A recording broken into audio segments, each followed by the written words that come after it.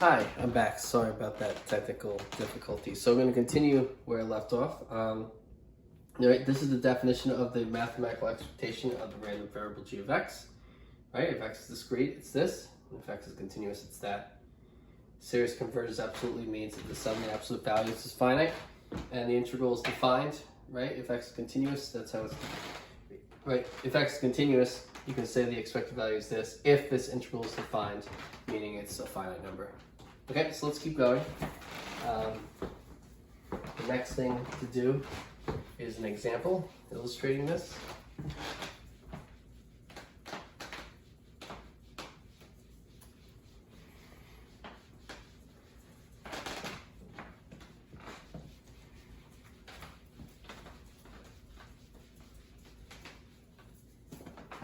Okay, so example 6.16.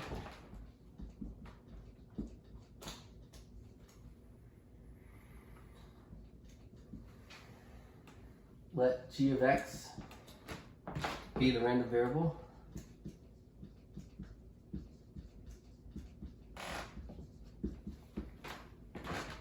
of example 6.14. Find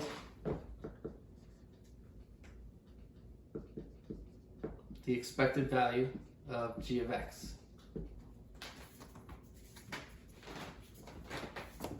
Okay, so I'll remind you what example 6.14 was. The experiment, it was the experiment of rolling two dice, right? And x and I comma j is an element of the sample space S, right? I is the roll in the first dice, j is the roll in the second dice. Then x of I comma j, which is the sum of those two dice. And then g of x was just taking, is x squared. It's taking the sum and squaring it, right? So that's example 6.14. Okay, so here we want to find the expected value of g of x. Okay, and so what's the solution? Okay, so the solution, the expected value of g of x. So first off, we have to decide whether x is discrete or x is continuous, right? Well, x is discrete or x is continuous based on the size of the sample space of your experiment, right? The set of outcomes of your experiment. The set of simple outcomes of this experiment are rolls of the die, right? Two dice. So there are 36 possible ways to roll two dice. And so the sample space is a finite set. It's a set consisting of 36 sample points, so 36 different ways to roll two dice. So the sample point is finite, so the sample point is discrete. And so x is a discrete, x is discrete, right, a variable. And so by theorem 6.2, E of g of x is the sum over x of g of x f of x, right? Because x is discrete.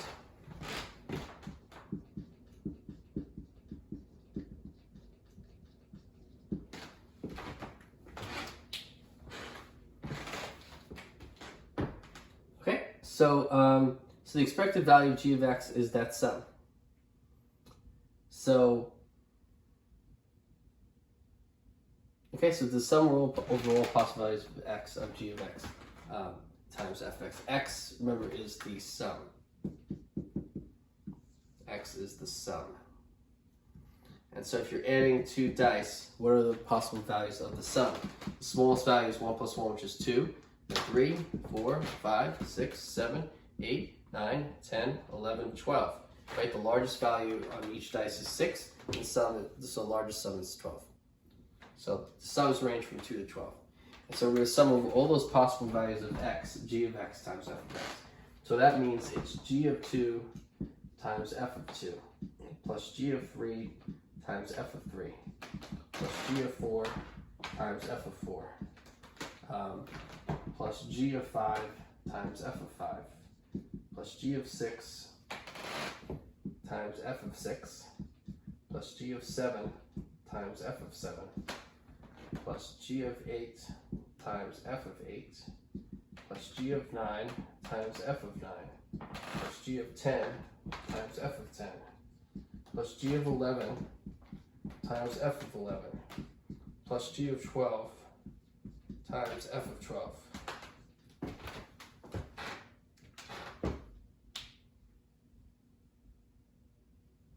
Okay, so now this is summing up over all possible values of x, all possible sums of the two dice rolls. So remember, g of x is x squared, and so g of 2 is 2 squared, right? F of 2, right? So we need to know what the probability of each sum is. And so let's look at the PDF for x, which is the sum. So what is the PDF of x? What is the sum? What is that probability function? Okay, well, f of x is going to be equal to, the only way to get a sum of 2 is if each dice roll is a 1. So there's 1 over 36 chance if x is 2. If x is 3, you could either have 1 plus 2 or 2 plus 1. So there's a 2 over 36 chance if x is 3. There's a 3 over 36 chance if x is 4, because it would be 1 or 3, 3, 1, or 2, 2. There's a 4 over 36 chance if x is 5. You could have 1 plus 4, 2 plus 3, 3 plus 2, 4 plus 1. So there's 4 of those. There's 5 over 36 chance of the sum being 6, because you have 1 plus 6, 2 plus 5, 3 plus 4, 4 plus 3, 5 plus 2, 6 plus 1. So that's 6. Oh no, it's 1 plus 5, 2 plus 4, 3 plus 3, 4 plus 2, 5 plus 1. There's 5 different ways, 5 over 36. For x is 7, there's 6 over 36 ways, and we'll continue this here. If x is 8, there's a 5 over 36 chance of that. The sum being 9, there's a 4 over 36 chance. The sum being 10, there's a 3 over 36 chance. The sum being 11, there's 2 over 36 chance. And the sum being 12, there's a 1 over 36 chance. Okay, so that's the PDF in this example. So g of 2 is 2 squared times f of 2, which is 1 over 36, plus g of 3, which is 3 squared, times f of 3, which is 2 over 36,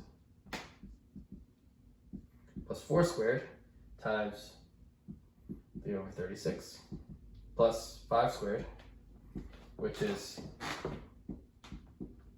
4 over 36, plus 6 squared, which is 5, and then the problem is 5 over 36, plus f of 7, plus g of 7, which is 7 squared, or the probability that the sum is 7, which is 6 over 36, plus g of 8, which is 8 squared, times the probability that x is 8, which is 5 over 36, plus 9 squared, times the probability that x is 9, which is 4 over 36, plus 10 squared, times the probability that x is 10, which is 3 over 36,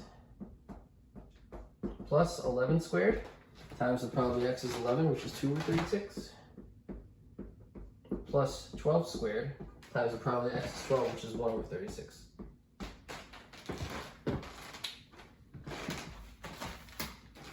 And so if you add up all those products, you get that that's equal to 1,974 divided by 36 as a fraction.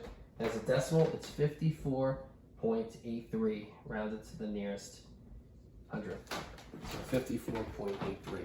And so that is the expected value. Okay, good. Okay, so the video is working. So, and so that is the answer to finding E of g of x. E of g of x is 54.83, rounded to the nearest hundredth. Okay, so it's a lot of work, this one. You have to find 11 terms, you have to find 11 products and add them. If you have a calculator, and so you can plug all this into your calculator, and you should get 54.83. Okay? You have to remember how to find the probability function for this example. Right? You have to remember that when you roll 2 dice, what is the probability of any particular sum? Okay? The way I usually think of it is just thinking of how many ways each roll could be. There's other ways too, but it's one way. Okay, so let's start 6.4 with a little bit of time, and so let's use it to start 6.4.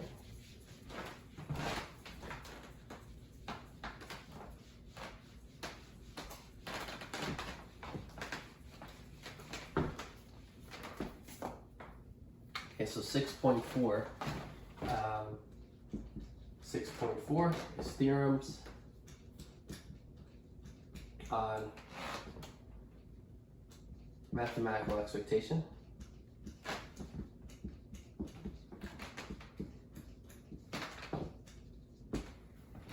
Okay, so theorems on mathematical expectation. So the first theorem in this section is theorem 6.3. Theorem 6.3 says if C is a constant,